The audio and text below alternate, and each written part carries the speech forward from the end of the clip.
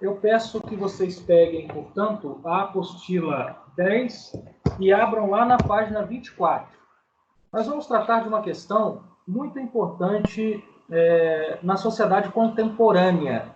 Que questão que é essa? O consumo. E aí eu começo com uma pergunta. Por que será que nós vivemos numa sociedade de consumo? Por que será que nós consumimos tanto? Alguém poderia responder essa pergunta? Por que a gente consome tanto nesse mundo atual? Hein? Alguém poderia me ajudar? Microfone aberto aí, quem quiser falar.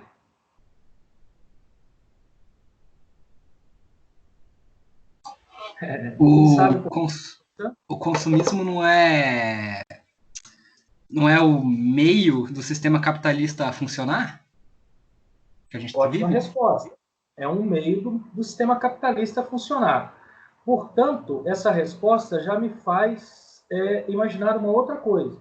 O capitalismo, para o bom funcionamento, ele realmente precisa que a gente consuma cada vez mais e não necessariamente por necessidade. Nós vamos consumir muitas vezes por uma questão de imposição de uma determinada mídia que nos apresenta determinado produto que, de repente, vai nos fazer sentirmos socialmente melhor. Então, muitas vezes, onde que eu estou querendo chegar? A questão do consumo ela é ligada também a uma questão de status social, não meramente a uma questão de necessidade. Para ficar mais claro, eu vou dar um exemplo. Hoje de manhã eu estava dando aula aqui mesmo, na frente desse computador, e estava frio. Eu, por necessidade, eu vesti uma blusa. Agora, eventualmente a pessoa ela vai comprar uma blusa e pagar por isso, não necessariamente só por causa do frio, mas também por causa de uma marca que eventualmente está estampada nessa roupa. Ou seja, tem também aí uma questão de status social. Usar determinada roupa, determinada marca, isso faz com que algumas pessoas, por assim dizer, se sintam melhores. Então vocês percebam que eu pedi para vocês abrirem a apostila na página 24 e tem algumas imagens aí. Algumas imagens antigas e outras mais recentes. Tem uma imagem de um Fuscão aí, um Volkswagen 1500. Isso já foi sinônimo de status social. Possuir um automóvel desse já foi algo muito representativo socialmente. Mas percebam que tem um celular também. Esse celular ele tem o absurdo valor de 3,8 milhões de dólares. Daí eu pergunto, será que tem matéria-prima, trabalho humano empregado para justificar um valor desse? Muito provavelmente não. Então por que alguém é capaz de pagar um valor desse? Para poder mostrar-se socialmente. Portanto, o consumo não é apenas uma necessidade, é também uma questão de status social. E quando que essa questão nasceu? Essa sociedade de consumo, ela começou a vigorar na humanidade.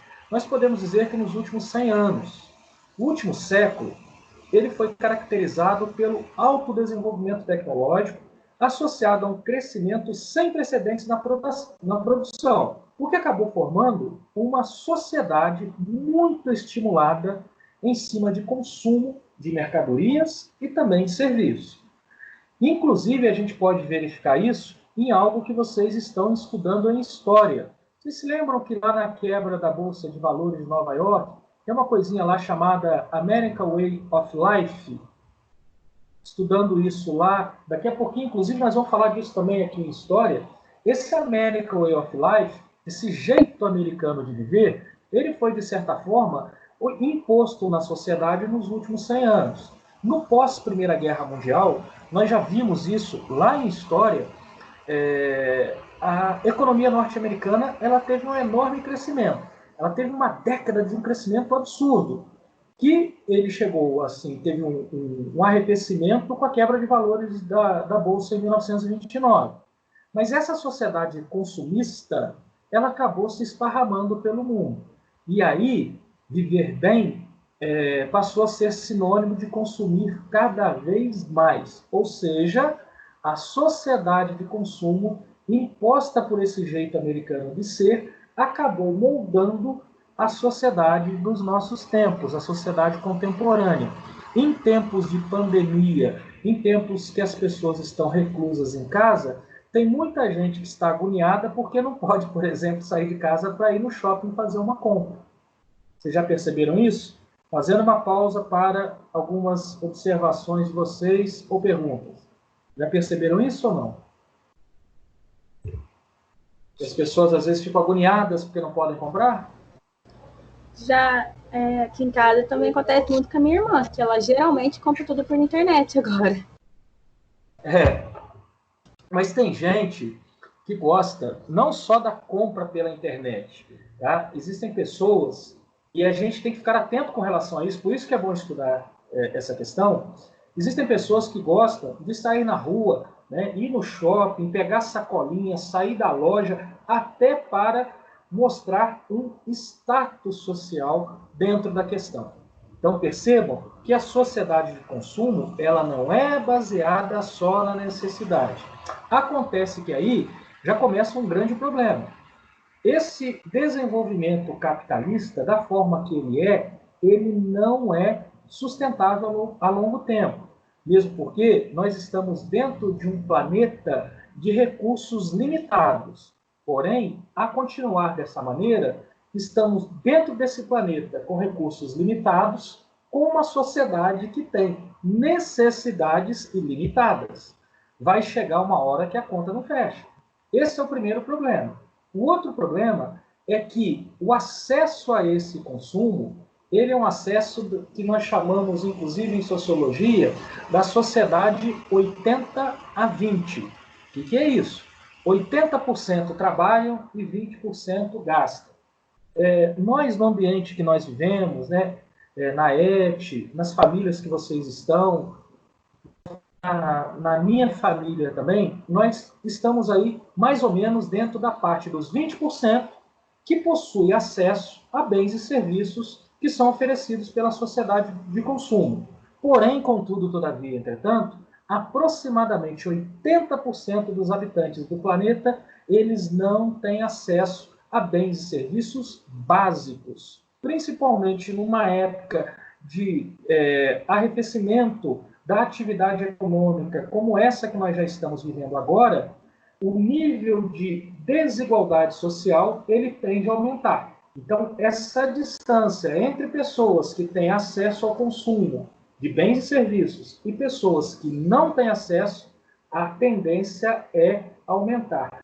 Este é o outro gravíssimo problema dessa sociedade de consumo. Eu não sei se vocês viram, dado de hoje, a tendência do PIB de 2020, melhor dizendo, não do PIB, da atividade industrial de 2020, é que seja uma atividade industrial de 2003. Significa que, se essa tendência se confirmar, nós vamos ter voltado o Brasil mais de uma década e meia. Vamos ter voltado a atividade industrial em 17 anos. Ou seja, essa sociedade de consumo ela vai sofrer muito com isso. Porque as pessoas agora ou não têm dinheiro para consumir, muitas pessoas perderam emprego, perderam parte da renda, ou as pessoas que continuam com o emprego, continuam com a renda, as pessoas estão com medo de consumir. O que nós estamos vendo hoje? O que as pessoas estão comprando de um modo geral? Questões básicas. Em suma, em resumo, hoje nós estamos consumindo basicamente produtos de supermercado e farmácia. E também alguns serviços, como por exemplo, serviço de internet, serviço de energia elétrica, estou com luz acesa aqui, e de água. Os outros serviços e os outros produtos nós basicamente não estamos consumindo. Ou seja, dentro dessa sociedade de consumo, nós estamos acabando, de certa forma, contribuindo para que a economia desacelere. No contexto geral, é ruim para todo mundo. Conseguiram acompanhar o raciocínio? Sim. Beleza? Então, percebam, eu falei aí de um problema grave, né? Que é essa questão econômica. Tá? Muito provavelmente, aliás, muitos autores, muitos economistas já dão como certa uma crise mundial muito grande, econômica. Né? Já estão comparando essa crise com aquela que nós estamos estudando lá em História, que é com a quebra da Bolsa de Valores de Nova York em 1929. Nós vamos estudar uma outra matéria em História, que é a Segunda Guerra Mundial, que na Europa, principalmente durante a guerra, nós tivemos uma crise econômica também, muito por conta de isolamento social. Esse isolamento social que nós estamos vivendo, em períodos de guerra também, eles são recorrentes. As pessoas não saem na rua porque têm medo. Principalmente na Segunda Guerra Mundial, que tem muito bombardeio aéreo, o sujeito fica intocado dentro de casa. E pior do que isso, pior do que ele não sair, o parque industrial muitas vezes vai ser destruído também. É o que nós vamos ver quando a gente estudar Segunda Guerra Mundial. Então percebam que existem relações entre a sociedade de consumo, o que nós estamos vivendo agora e o que historicamente a humanidade já viveu. Agora, a grande importância para nós é a gente ficar atentos com relação a essa sociedade de consumo, atentos com relação ao consumo de coisas que nós não precisamos, ou pior do que isso, ao consumo de futilidades. Aí entra uma sugestão de vídeo que eu passei para vocês, cujo título lá é o Gordinho do Outfit, se eu não me engano. Ali nós vemos a futilidade como marca maior. A pessoa exibindo um determinado cinto que pagou R$1.000, um determinado tênis que pagou não sei quanto, uma determinada carteira e assim por diante. Isso nada mais é do que futilidade. Não existe matéria-prima e trabalho humano empregado naqueles produtos que são mostrados ali, naquele vídeo, um vídeo de 4, 5 minutos, que justifique um valor tão alto. Então, por que alguém paga um valor tão alto nisso? Já que não existe tanto trabalho humano, matéria-prima empregada naquilo. Emprega por uma questão de status social. Assim como na página 24 e 25 da apostila, nós vemos algumas imagens de produtos até de 3,8 milhões de dólares, a gente vê também, nesse exemplo do vídeo do Outfit, lá do Gordinho, que é uma futilidade danada você pagar tanto por uma mercadoria que não tem tanto trabalho humano e matéria-prima assim empregada. Mas o status social faz com que a pessoa pague. O cuidado que temos que tomar é que o cidadão, ele não deve ser reduzido ao mero consumidor. O cidadão, ele tem que ter como primazia, esse é o importante da gente enxergar dentro da sociedade de consumo, o cidadão tem que ter como primazia aqueles valores éticos, morais e sociais. Isso que é importante a gente ter em mente. Tem até um clichê, mas cabe até usá-lo aqui no momento, que é aquela questão, né, como eu disse, um clichê, é mais importante ser do que ter. Mas hoje em dia, muitas vezes, na prática, a gente não vê isso. Quantas e quantas vezes a gente observa uma pessoa que aparentemente está se sentindo melhor por causa de um objeto que comprou, às vezes por causa de um tênis que está calçando. Por acaso vocês já passaram por isso? Todos nós estamos sujeitos a isso, hein? Alguém já se sentiu assim um pouco melhor do que é por causa de um determinado produto? Podem abrir o jogo. Eu já. Ou conhece alguém? Sim ou não? Sim. Não? Sim. Sim. É importante reconhecer isso quando aconteça, porque esse é um exercício, meus amiguinhos, que nós vamos ter que fazer pro resto da vida. Essas coisas não podem ultrapassar a questão da nossa cidadania. Isso, no fundo, é mera futilidade. Tá? Então, essa sociedade de consumo, lá na página 29 da apostila, tem um título que fala lá do fetichismo da mercadoria, né? Do valor simbólico mais para frente. É muito esse valor simbólico, né? Uma questão de símbolo social, um determinado status que a pessoa adquire. Então, quando a pessoa ela compra um determinado produto e serviço, ela não está comprando só porque ela precisa, só por causa de uma necessidade, mas também para se definir dentro de um determinado status. Daí vem aquela máxima, né? Compro, logo existo. Ou seja, é uma forma do indivíduo se posicionar, se diferenciar dentro da sociedade de consumo. Aquilo que você usufrui como Muitas vezes, não, nem sempre. Aliás, é o exercício que nós temos que fazer. Aquilo que você consome, usufrui como vestuário, como meio de transporte, por exemplo, um automóvel, como divertimento, né? O sujeito faz um passeio, ele faz questão de mostrar para todo mundo. Notaram como as redes sociais, as pessoas têm, assim, quase que, para não dizer exatamente, uma necessidade de mostrar o que elas estão fazendo? Volta e meia a gente vê notícia que o sujeito estava lá na beira de uma ribanceira, de um precipício, mas ele foi fazer uma selfie lá, ficou muito na beira, despencou ele o celular, despencou todo mundo, né? Quer dizer, uma coisa sem necessidade nenhuma, mas ele precisa mostrar aquilo que ele está usufruindo até mesmo como lazer. Por quê? É uma questão de status social. Tem que se tomar um certo cuidado com relação a isso, porque até fisicamente, conforme esse exemplo que eu dei, a pessoa ela pode, né, se acidentar e até mesmo morrer. Mas os impactos também são psicológicos, né? Se a gente viver dentro dessa lógica de consumo, né, que o valor do ser humano é reduzido ao seu poder de compra, se porventura a pessoa perde o poder de compra momentaneamente, ou às vezes até por um período muito grande, e a pessoa não tem uma estrutura psicológica para tal, ela pode entrar em parafuso. Né? Daí é uma outra questão muito mais grave, né, que as pessoas não têm estrutura psicológica, eventualmente, para viver num mundo desse. Então, essa questão de adquirir um carro importado, né, vestir-se com roupas de marca, tem que acompanhar a moda o tempo inteiro, simplesmente para se tornar mais notado dentro da sociedade. Infelizmente, né, essa é a forma que nossa sociedade acaba deixando o cidadão, ou seja, aquele que contempla como primazia os valores éticos, morais e sociais, em segundo plano. Vale mais, infelizmente, e aí que a gente tem que se policiar, a questão do ter em relação ao ser.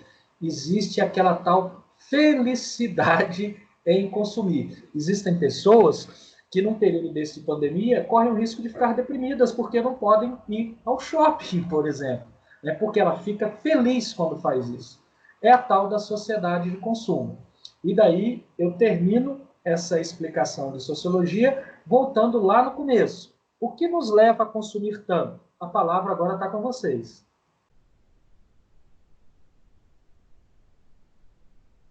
Hein? O que nos leva a consumir tanto? Dinheiro? Dinheiro possibilita. Mas eu tenho meu dinheiro, é status. São duas coisas que vão nos levar a consumir. A primeira é muito óbvia, necessidade. Você vai consumir arroz, feijão, etc, etc, né, gêneros alimentícios por uma questão de necessidade humana, tá? Agora, as necessidades humanas da sociedade contemporânea, elas não estão limitadas apenas à sobrevivência. Elas estão limitadas também a uma questão social. Tá? Isso tem que ter uma certa medida para não acabar extrapolando a questão da cidadania. Né? Porque senão o cidadão ele é reduzido, conforme eu expliquei há pouco, à questão de mero consumidor. Percebam que lá na página 34 da apostila, né, aparece um automóvel. Abram aí na página 34. Daí tem uma legenda lá na fotografia. Ó. A ostentação pode atingir níveis altíssimos, como é o caso do carro mais caro do mundo, em 2015. Daí tem o nome de carro aqui de uma empresa sueca, que produziu apenas 3 unidades ao custo de 4,8 milhões de dólares, graças ao fato de a pintura ser composta de pó de diamante assimilado à fibra de carbono no chassi. Tem lógica fazer um negócio desse? Aliás, o próprio da apostila começa com a palavrinha mágica aqui, que a gente tem que saber evitar. Ostentação.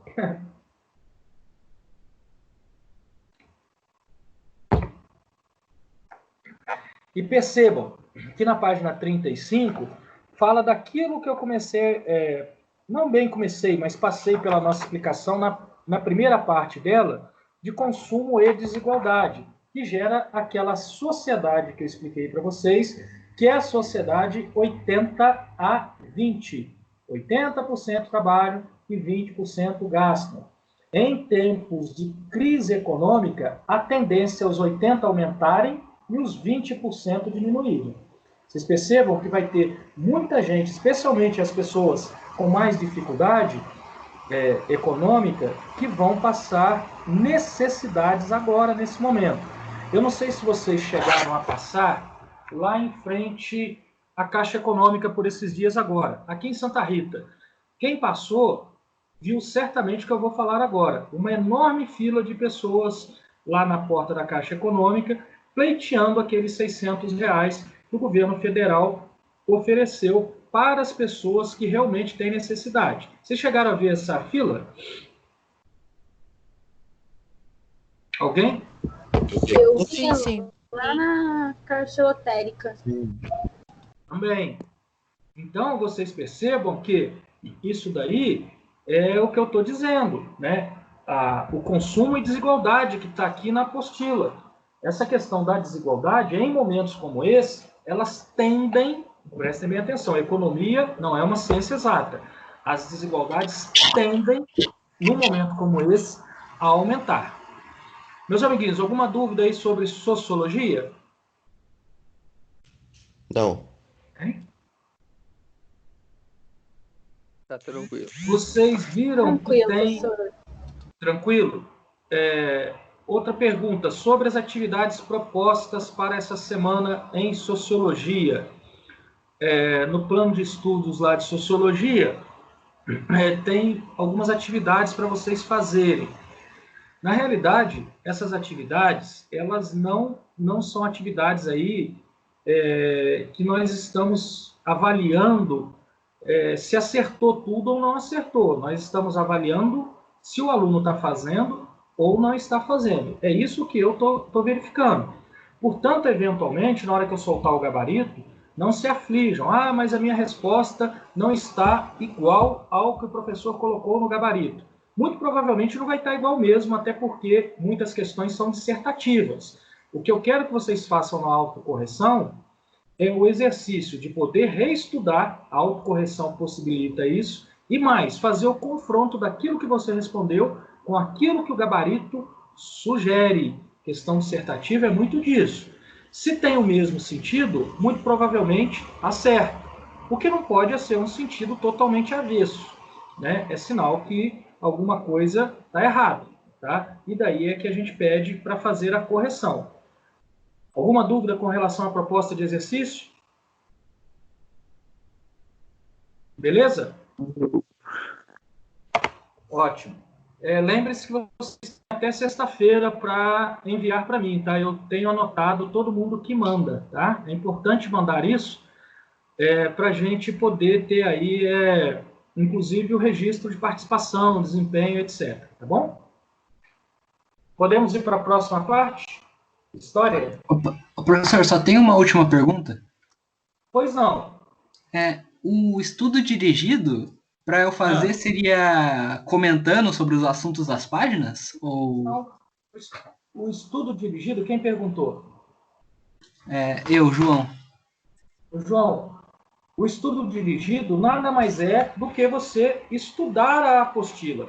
Eu estou dirigindo, ou seja, direcionando para determinadas páginas da apostila. Então, você vai pegar e estudar. Eventualmente, você vai pegar e fazer algumas anotações que você acha mais importante no caderno. Eventualmente, você vai fazer alguns grifos na apostila. Tá? Cada um tem uma forma de estudar determinado conteúdo em história, em sociologia, em outras disciplinas aí da área de humanas e sociais. Eu, por exemplo, eu tenho o meu jeitão de estudar. Eu gosto muito de ler o texto inteiro e depois ler o texto fazendo alguns grifos. E faço uma terceira leitura lá nos grifos. Quando eu faço isso 3 vezes, né? Leio uma primeira vez, leio uma segunda fazendo grifo e leio uma terceira lá nos grifos, eu normalmente assimilei o conteúdo inteiro. Agora, cada um é cada um, né? Então, o estudo dirigido é você pegar... Vamos pegar um exemplo aqui, ó. lá em Sociologia para essa semana. A proposta é que vocês têm que estudar das páginas 32 a 39. Ou seja, vocês vão ler as páginas 32 e 39. Esse é o dirigido, é o que eu estou dirigindo para vocês fazerem. A proposta é essa. Depois de feito isso, vocês vão lá nas páginas 40 e 41 e resolver os exercícios. Apenas esses. 1, 4, 5 e 7. A outra proposta de atividade é essa que nós estamos fazendo exatamente agora. Participar da aula síncrona. Alguma dúvida com relação ao estudo dirigido, João Vitor? Não, muito obrigado, professor. Os outros amiguinhos entenderam bem? Beleza? Sim, professor. Sim. Beleza. Tranquilo, né? É que essa pergunta é boa, viu, João Vitor? Porque algumas pessoas, né, já me perguntaram, inclusive lá no fórum, se era para fazer justamente o que você perguntou, precisa fazer algum resumo, precisa... Não, é para você estudar. Como que você vai fazer isso, né, neste momento, é muito particular. E as dúvidas, isso é muito importante que eu vou falar agora, vocês devem colocar no fórum semanal. Eu entro no fórum 3 vezes ao dia, todo dia, de domingo a domingo. Então, eventualmente, tem alguma dúvida, joga lá, que o mais rapidamente possível ela vai ser respondida.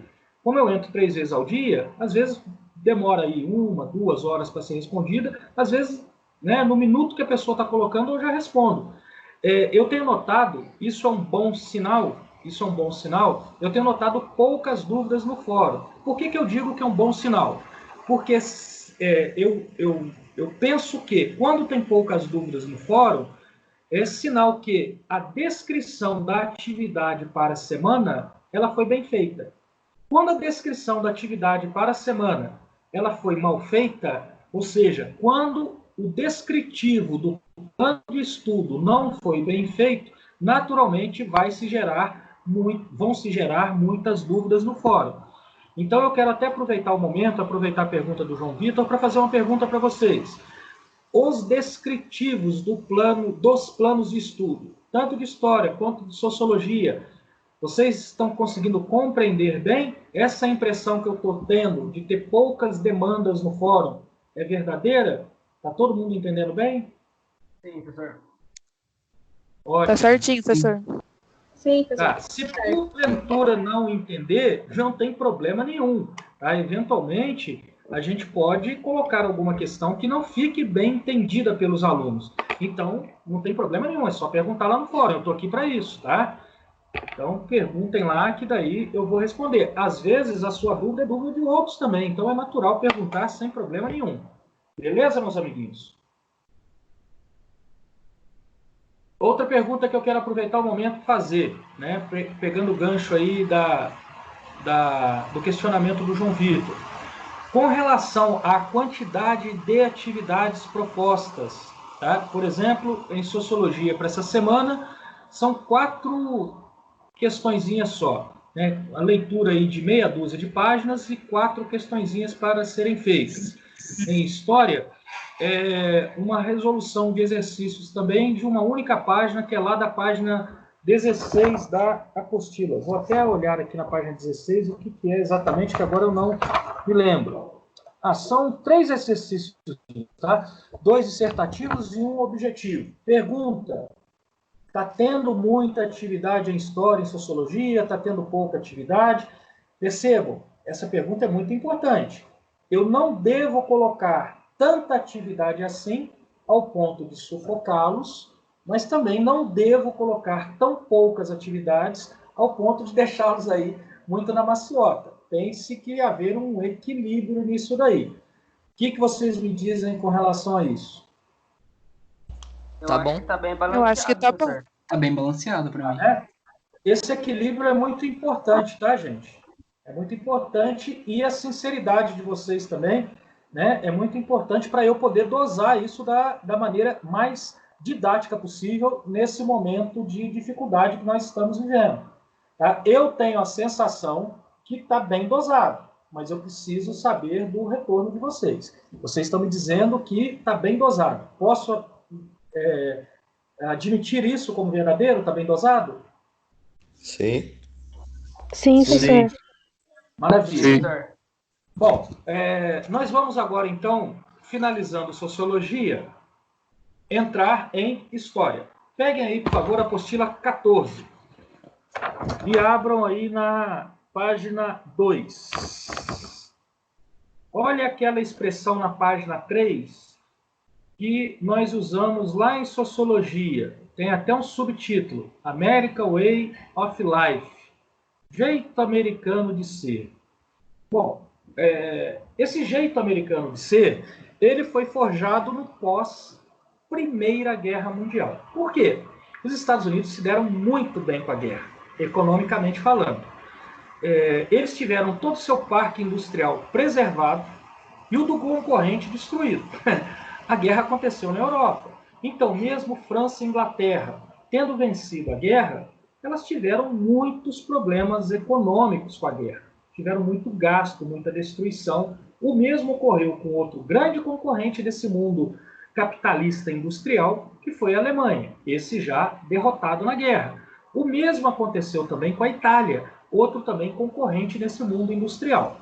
Então, os Estados Unidos, eles ascenderam a partir do final da Primeira Guerra Mundial como a grande potência capitalista do mundo, deixando a Europa em segundo plano. A partir daí é que os Estados Unidos vão lançar esse tal American Way of Life. A situação no final da Primeira Guerra Mundial, econômica dos países da Europa, eles vão, por assim dizer, contrastar com a situação dos Estados Unidos. E aí o que os Estados Unidos vão fazer? Eles vão intensificar cada vez mais a sua produção industrial e também agrícola. Para quê? Para atender ao mercado americano e atender também o mercado internacional, ou seja, principalmente a Europa e outros países não industrializados. Quem que é o grande pilar dessa indústria americana? A indústria automobilística. O carro, o automóvel, como é até hoje para muita gente, ele passou a virar um sonho de consumo. Ter um carro acabou virando um sinal de prosperidade. Percebam a questão da sociologia que nós vimos agora há pouco aqui na matéria de história. O carro passou a virar um símbolo de status. Outra coisa que cresceu muito dentro dos Estados Unidos foi a indústria de eletrodomésticos. O exemplo marcante que nós temos dentro da indústria de eletrodomésticos é o rádio. Percebam, já estamos falando de um veículo de comunicação de massa, ou seja, um veículo que atinge uma grande quantidade de pessoas ao mesmo tempo. O rádio é o antecessor da televisão. Então, quem ligava, quem conectava os Estados Unidos nessa época do início dos anos 20 era o rádio. Então, o rádio, inclusive, ele vai lançar estilos de vida, estilos de música, estilos sociais, por assim dizer. Cria-se também algo que nós vamos falar em sociologia, na próxima semana, inclusive, uma indústria cultural. A indústria cultural, ela vende entretenimento, ela vende diversão, ela vende música, ela vende arte. Vai se criar também, nesse crescimento econômico norte-americano, melhor dizendo, muita publicidade e muita propaganda. É o que nós vivemos até hoje. Nós somos bombardeados o dia inteiro com uma série de propagandas, às vezes, sem a gente se dar conta. Aliás, durante toda a programação de qualquer canal de televisão, o que a gente mais vê o tempo todo é justamente publicidade e propaganda. Outra coisa que vai crescer muito nos Estados Unidos é a consolidação do capitalismo como um todo, é o sistema financeiro, o sistema bancário. Então percebam, o tripé do capitalismo consolidado, capitalismo industrial, comercial e financeiro. É aí que entra a Bolsa de Valores. O mercado de ações, ele é um mercado como outro qualquer. O que uma pessoa faz quando vai a um mercado? Ela vai lá para fazer duas coisas básicas, ou comprar ou vender. O mercado de ações nada mais é do que isso. A pessoa vai para comprar ou vender ação de determinada empresa. Até aí, né, conforme eu expliquei para vocês a dinâmica, todo mundo conseguiu entender? Sim. Sim? Sim. Bom, rapidamente, como que funciona o mercado de ações? De maneira superficial. até porque eu não sou economista. O mercado de ações funciona da seguinte maneira. Vamos imaginar uma empresa. Vou pegar aqui, estou bebendo água. Eu tenho essa empresa aqui que fabrica água. Aliás, fabricar água é ótimo, né? Ela engarrafa água. Bom, a minha empresa que faz o engarrafamento de água, ela tem um objetivo. Qual que é o objetivo do capitalismo? Lucro. Pois bem, essa empresa é minha, ela é limitada. Daí, de repente, eu resolvo colocar essa minha empresa no mercado de ações. Então, vamos fazer uma conta rápida aqui para facilitar o entendimento. Essa minha empresa de água, né, ela tem um capital de R$1 milhão. Na hora que eu jogo ela no mercado de ações, eu vou dizer que cada ação vale R$1. Portanto, vão ter pulverizado no mercado 1 milhão de ações. É isso que nós vamos ter no mercado, desta minha empresa de água. Ora, por que uma pessoa que entra no mercado de ações vai comprar uma ação da minha empresa de água? Por uma razão óbvia, para ganhar dinheiro. Por que ela vai vender uma ação da minha empresa de água? Por uma razão óbvia, para ganhar dinheiro também. Se compra e vende ações com esse objetivo, de ganhar dinheiro. Mas é claro que nem todo mundo vai conseguir ganhar dinheiro no mercado de ações. Então perceba, se de repente o mundo inteiro demanda água, qual que é a tendência do preço das minhas ações? A tendência é que suba. Então o sujeito que pagou R$1 da minha ação, de repente daqui a um dia, daqui a um mês, daqui a uma semana, a ação vale a mais. Só que o contrário também é verdadeiro. Se ninguém quiser comprar água, a tendência do preço das ações é desvalorizar. O que estava acontecendo nos Estados Unidos?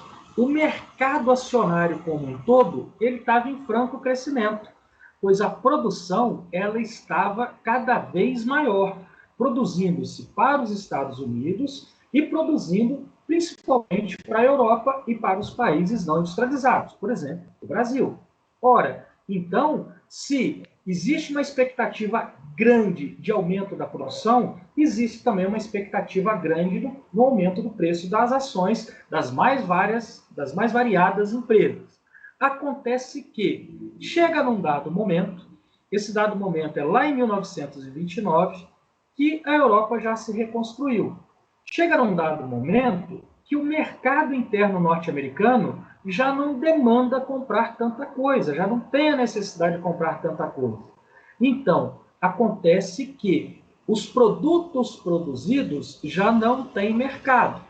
Ora, está anunciada aí uma crise que é a grande marca da quebra da Bolsa de Valores de Nova York, que é uma crise de superprodução. Inclusive, lá na página 4 da apostila, tem, inclusive, em negrito, no primeiro parágrafo do crash da Bolsa de Valores de Nova York, a expressão crise de superprodução, grifada em negrito. Ora, o que as empresas deveriam fazer quando elas começam a perceber que, por exemplo, a água que ela está produzindo não está tendo mercado? Ela deveria diminuir a produção. Só que isso não interessa para ninguém.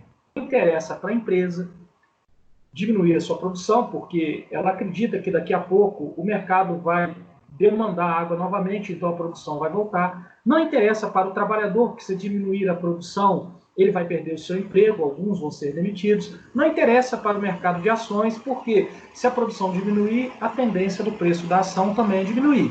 Então, durante um período, as empresas mantêm o processo produtivo. Só que chega uma hora que não dá para aguentar mais. É quando estoura a crise, quando a Bolsa quebra. Então, no dia 24 de outubro de 1929, muita gente, percebendo que aquele papel que a pessoa tinha na mão, que era ação, que representava determinado valor, já não valia mais. Então, o que a pessoa faz? Ela naturalmente, qualquer um de nós tende a fazer isso. Corre lá no mercado para se livrar logo daquele papel. Ou seja, para vender logo aquilo. O problema é que não foi só um ou outro que viu isso. Várias pessoas ao mesmo tempo viram isso acontecendo. Várias pessoas pegaram as suas ações e colocaram no mercado para vender. No mercado de ações. Ora, o que aconteceu com o preço das ações? Lei básica do mercado. Se tem muito produto no mercado, o que acontece com o preço? Cai. Exemplo, vocês notaram o que aconteceu com o preço da gasolina nesses dias? O preço da gasolina caiu pra caramba. Ainda, a semana passada, eu fui em Pouso Alegre buscar um remédio para meu filho e o preço da gasolina lá em Pouso Alegre, eu cheguei a pagar num posto lá menos de R$ 4. Cheguei a pagar aqui em Santa Rita mais de R$ 5 antes dessa crise. Por que que diminuiu o preço? Basicamente por dois motivos. A oferta de petróleo aumentou no mundo, especialmente por conta da exploração de petróleo, da oferta de petróleo pela Rússia e pela Arábia Saudita, e também porque a demanda de consumo de petróleo aqui no Brasil, por exemplo, diminuiu. Tem menos gente na rua, menos gente andando de carro. Muita oferta do produto no mercado, a tendência do preço do produto é cair. Então, basicamente, foi isso que aconteceu com a quebra da Bolsa de Valores. Então, quando quebrou, quando todo mundo ofertou, as ações passaram a valer muito menos do que elas deveriam valer. Isso fez com que os Estados Unidos entrassem numa crise econômica, numa grande depressão. Outro termo que está, inclusive, em negrito, grande depressão, na página 4 da apostila. Todos entenderam até aí, meus amiguinhos? Conseguiram acompanhar o raciocínio? Sim. Em 2008. Não falei muito rápido? Não picotou o áudio? Não, ficou bem explicado. Então tá ótimo. Bom, aí, o que os Estados Unidos vão fazer para tentar se recuperar economicamente? A princípio, nada, né?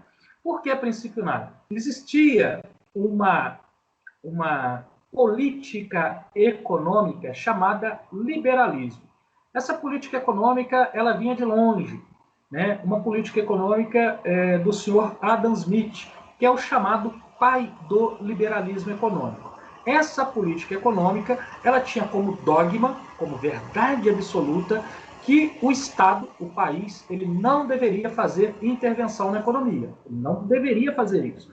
O mercado, ele deveria naturalmente se adaptar à nova realidade e com o tempo as coisas iriam se ajustar.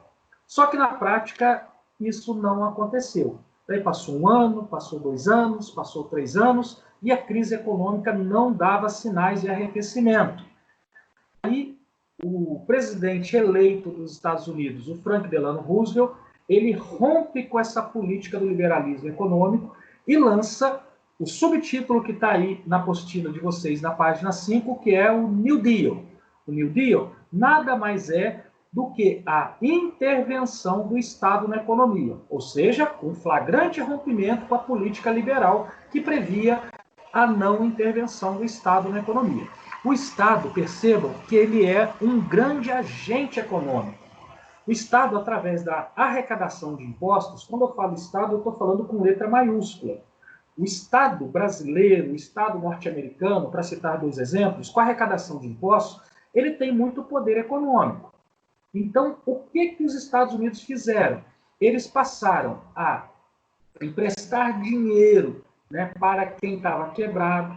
Ele começou a fazer subsídios, ajuda a fazendeiros para retomar a produção. Começou com grandes obras públicas para poder empregar bastante gente. Ou seja, o Estado começou a fazer uma grande intervenção na economia. Pegando, por exemplo, obras públicas. Vocês imaginem, por exemplo, o tanto de demanda de material, de mão de obra que tem-se, por exemplo, para construir uma ferrovia, uma rodovia. Movimenta vários setores da economia. Então, quando o governo americano pega o poder econômico que ele tem e passa a investir com o intuito de dinamizar a economia, é quando os Estados Unidos começam a sair da crise. Mal comparando ou bem comparando como queiram, em menor grau, é isso que o Brasil está fazendo agora. Quando o governo brasileiro pega, por exemplo, esses R$ 600 que eu falei há pouco em sociologia e dá para as pessoas, o que o governo brasileiro quer fazer? Ele quer manter a roda da economia girando. Ora, quando o sujeito perde o emprego, quando ele perde a oportunidade dele, o trabalhador informal, por exemplo, aquele vendedor ambulante, por exemplo, que não pode vender suas mercadorias. Quando ele não pode vender, ele não tem grana. Se ele não tem grana, ele não pode comprar. Se ele não pode comprar, ele colabora negativamente com a roda da economia. Agora, se ele tem uma renda, né, uma renda pequena, mesmo que seja R$ 600, ele continua tendo um certo poder de consumo que possibilita a ele ajudar a roda da economia a continuar girando. quando a gente fala aí em milhões de pessoas, e essa ajuda de R$ 600 é para milhões de pessoas, espera-se que mantenha-se a roda da economia girando por um determinado tempo. Esse tempo é o tempo que se imagina que a crise econômica vai durar, ou pelo menos essa pandemia vai sofrer uma diminuição e que as pessoas possam voltar a trabalhar e produzir seu próprio sustento. Então, o New Deal nada mais foi, né, claro que em outra proporção, uma proporção bem maior disso aí. O governo americano investindo pesadamente na economia, muitas vezes concedendo subsídios mesmo, dando dinheiro para dinamizar a produção, e ele também, governo americano, produzindo as coisas através de obras públicas. Com isso, a economia norte-americana ela volta a ascender, ela volta a crescer. E aí, os Estados Unidos, eles entram, né, terminam a década de 1930 já de novo em ascensão. E aí vem um outro fato mundial muito importante que vai fazer com que a economia norte-americana volte a ser puxada por uma grande locomotiva, né? Ela volte aos trilhos com muita energia. Que fato histórico é esse que eu estou falando que vai acontecer? A Segunda Guerra Mundial. Então percebam que eu já estou antecipando para vocês. Lembra que a Primeira Guerra Mundial ajudou os Estados Unidos economicamente? Ao final da Segunda Guerra Mundial, vocês vão ver que a guerra, de novo, ajudou os Estados Unidos economicamente. Mas a Segunda Guerra é uma outra história que nós vamos ver mais para frente. Por hora, entenderam aí a quebra da Bolsa de Valores e a saída que os Estados Unidos encontraram para superar o problema?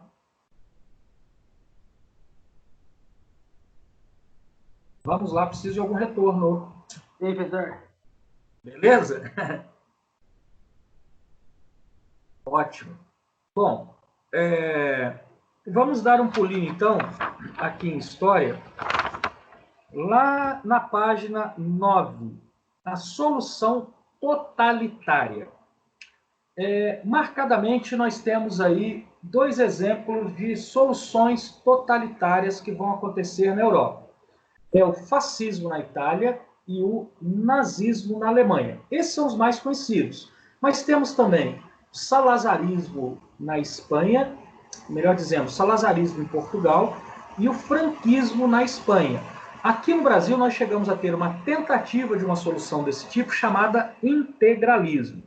Esse tipo de solução é uma solução de extrema direita, ou seja, é uma solução que vai manter a ordem burguesa, vai manter os meios de produção nas mãos da burguesia. São políticas extremistas que se opõem a uma democracia liberal, mas que mantém a ordem burguesa. Portanto, ela acaba sendo contra o socialismo.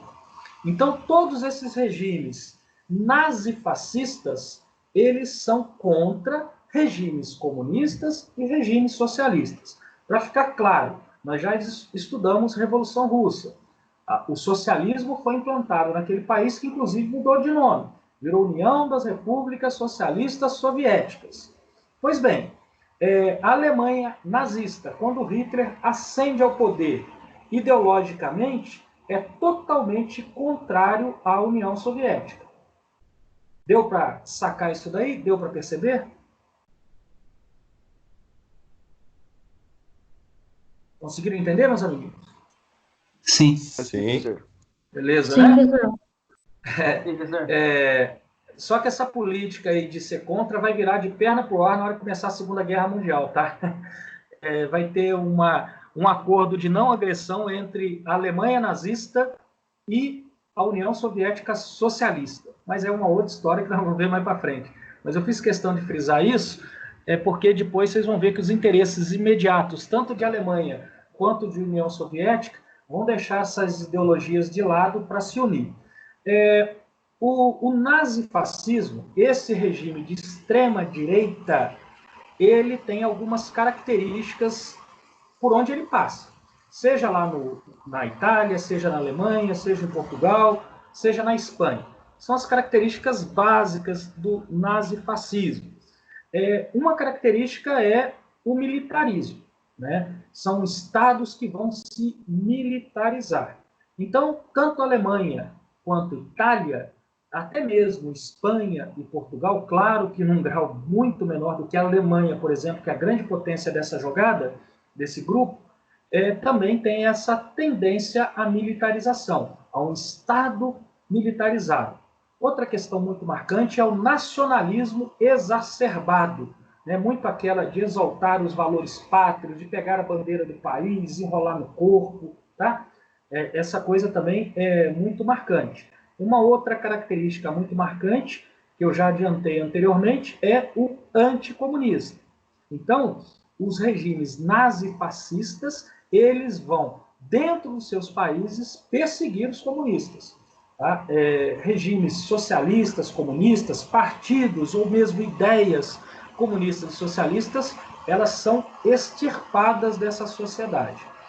E uma outra característica muito marcante é o totalitarismo, o Estado total, a máxima intervenção do governo na sociedade, moldando, inclusive, o comportamento das pessoas. Vão utilizar-se muito da educação, principalmente nas crianças, né?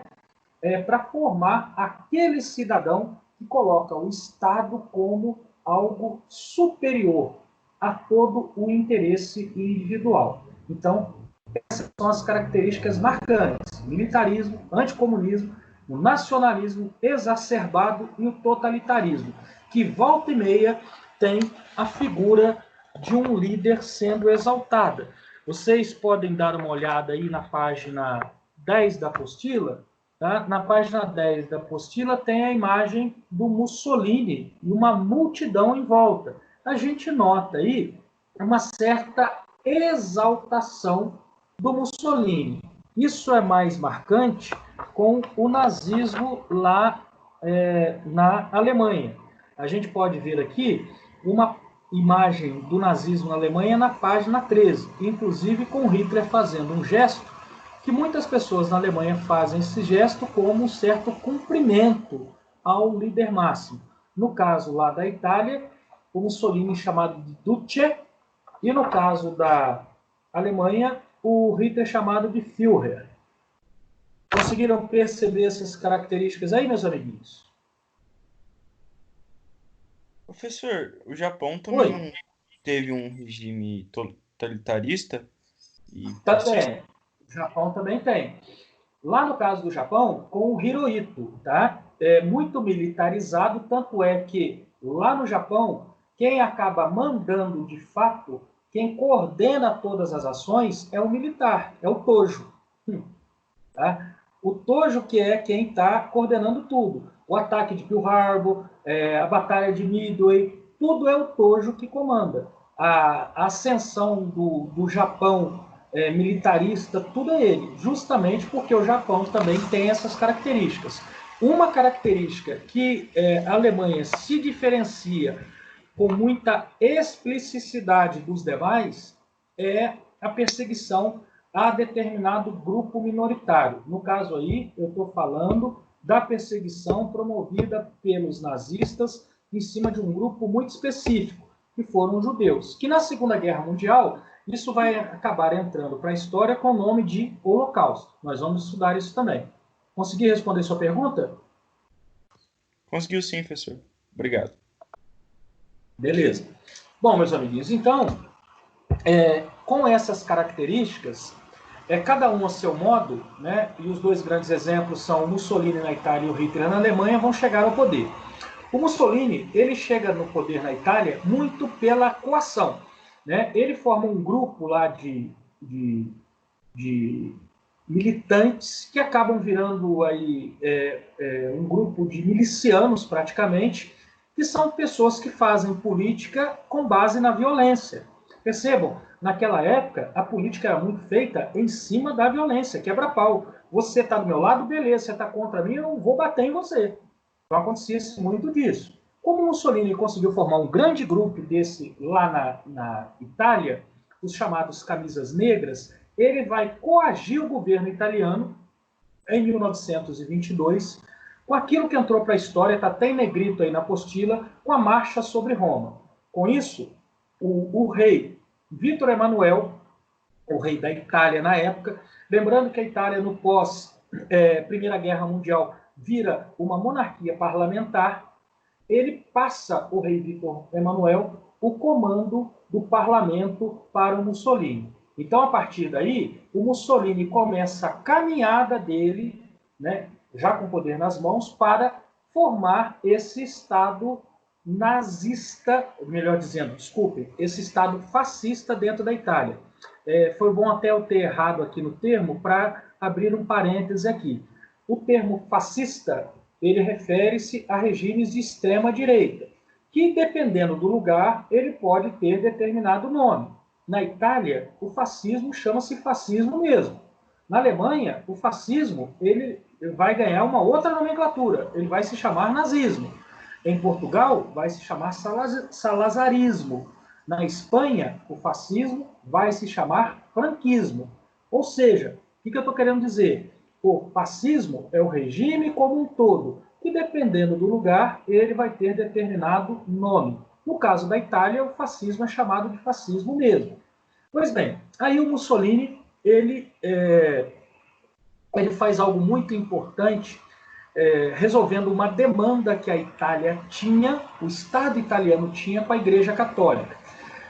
Vocês devem se lembrar que eu falei para vocês que a Itália e a Alemanha foram os últimos países ali a se unificar na Europa. Quando a Itália se unificou, ela anexou para si, o Estado italiano anexou para si, territórios que pertenciam ao Vaticano. E isso causou um rompimento da Igreja Católica para com o Estado italiano.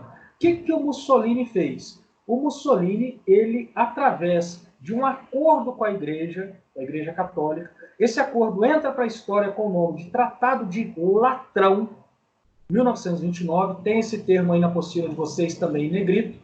Ele cria o que existe como Estado até hoje, que é o Estado do Vaticano, que é o menor Estado do mundo, que é um Estado dentro de uma cidade, um Estado que está dentro da cidade de Roma, aliás, está dentro de um bairro da cidade de Roma, que é o Estado do Vaticano, que é um Estado mesmo, que tem inclusive chefe de governo, tá? Que é o Papa. O Papa é uma figura religiosa, mas também é um chefe de Estado, o chefe do Estado do Vaticano. Pois bem, além disso, o Mussolini também, ele vai tornar-se, assim, uma pessoa bem vista pela burguesia.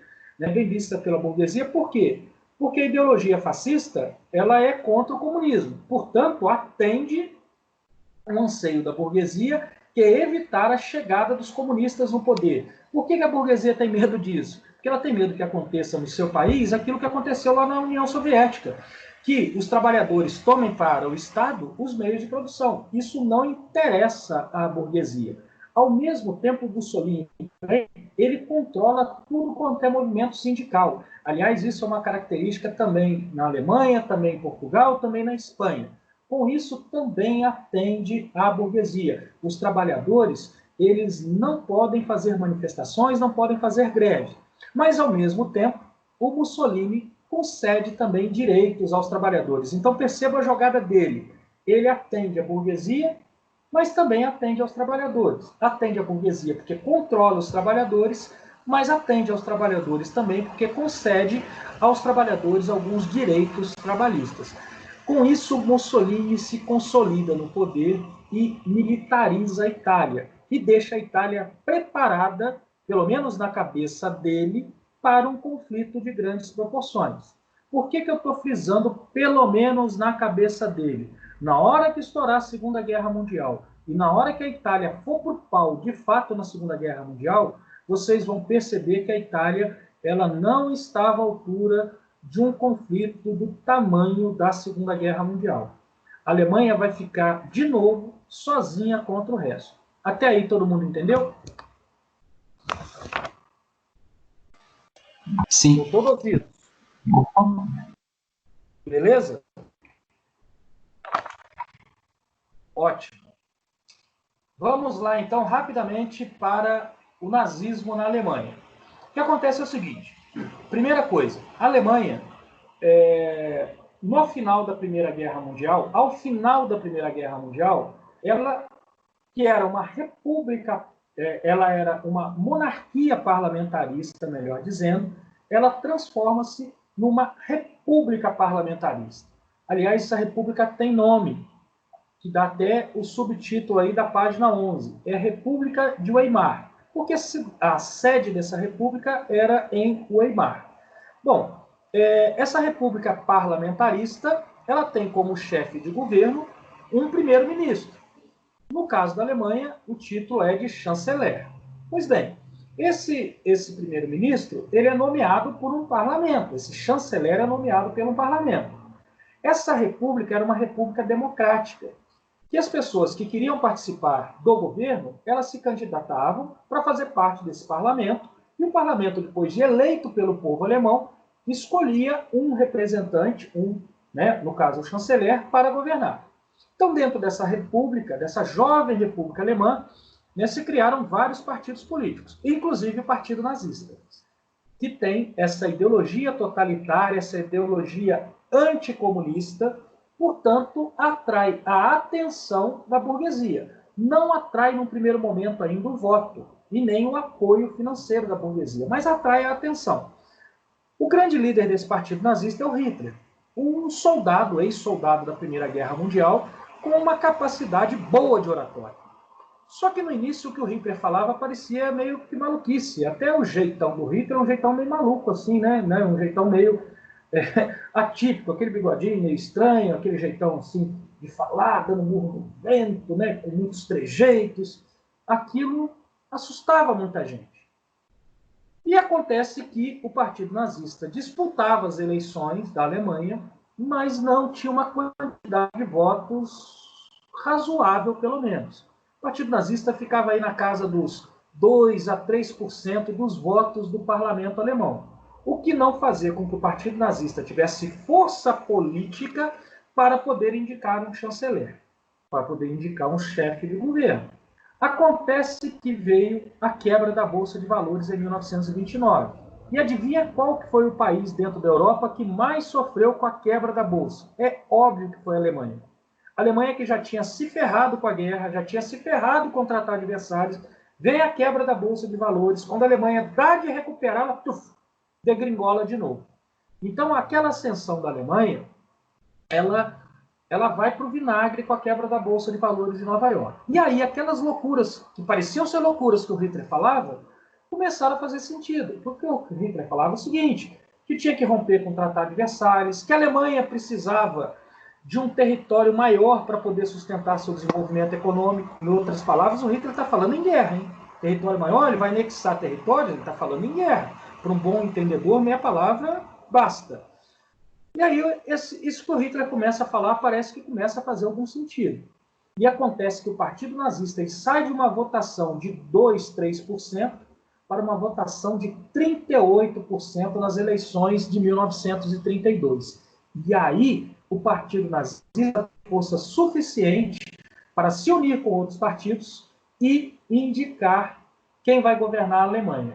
É nesse contexto de uma votação que se multiplica por 10 do Partido Nazista no pós-quebra da Bolsa de Valores de Nova York, é que o Hitler é indicado como o chanceler da Alemanha. Então percebam que a forma como o Hitler chega no poder é bem diferente da forma como Mussolini chega no poder. O Mussolini, ele praticamente ou quase que dá um golpe. O Hitler não. Ele chega pela democracia alemã, pela jovem democracia alemã. O Partido Nazista tem o maior número de cadeiras no parlamento, ainda não a maioria, mas o maior número, 37%, 38%, compõe com outros partidos e coloca Hitler como o chefe de governo daquele país. E aí o Hitler vai colocar em prática tudo aquilo que ele falava. Numa flagrante desobediência ao Tratado de Versalhes, ele começa a militarizar a Alemanha. Quando chegar em 1900, o Hitler chega ao poder em 1933. Quando chega em 1939, no meio do ano de 1939, por volta de julho de 39, a Alemanha já está economicamente recuperada e militarmente preparada para um conflito. É quando Hitler começa a dar suas investidas dentro da Europa. Primeiro ele vai anexar a Áustria, Depois ele vai anexar a Tchecoslováquia até que ele invade a Polônia e começa a Segunda Guerra Mundial. Mas tudo isso, desde a anexação da Áustria e até a invasão da Polônia, já faz parte de outra história, que é a Segunda Guerra Mundial, que na outra aula, mais para frente, né? Nem vai ser a próxima semana, talvez na outra, eu vou explicar para vocês. Até aí, todos entenderam? Sim, professor. Sim, sim. Sim, sim. Sim. Interessante, né? Interessante como Hitler chega ao poder. E aí vocês vão ver que ele vai conseguir uma ascensão muito grande dentro da Alemanha, tá? E depois, né, vai tudo por água abaixo com a Segunda Guerra Mundial. Mas num primeiro momento, mesmo dentro da guerra, a Alemanha tem uma expansão gigantesca. Bom, já estamos caminhando para o fim da nossa videoaula. Eu coloquei aqui, no plano de estudos de história, 2 vídeos que eu recomendo que vocês assistam. Percebam, por enquanto estou recomendando que vocês assistam vídeos. Vai ter algum plano de estudo que eu vou colocar como proposta de atividade mesmo, assistir. Por enquanto é uma recomendação. Uma recomendação muito boa é desse vídeo aí, ó, Sementes do Conflito. Hitler chega ao poder. Alguém por acaso assistiu esse vídeo? Hein? O link está aqui no chat, ó. Sementes do Conflito. Hitler chega ao poder. Vale a pena assistir para ilustrar um pouco do que eu expliquei agora sobre a ascensão nazista dentro da Alemanha, tá? O outro vídeo que eu coloquei como proposta também é o vídeo sobre a quebra da Bolsa de Valores. É um outro vídeo que também vale a pena assistir, que mostra bem, ilustra bem essa questão do American Way of Life, desse jeito americano de viver. Beleza, meus amiguinhos? Alguma dúvida? Não, professor. Olha, estamos então caminhando para o final, tá? Se ninguém tem nenhuma dúvida, eu vou já me despedir de vocês e encerrar a nossa videoaula. Quero pedir para todos aqueles que eventualmente têm alguma dúvida, coloquem lá no Moodle. Lembrando que essa videoaula ela está sendo gravada e depois eu vou postá-la lá no Moodle. Avisem também para os outros colegas, nós tivemos muita participação aqui hoje, mas eventualmente algum outro colega não pôde assistir. Avisem para eles que a aula estará postada lá no Moodle. Beleza, meus amiguinhos?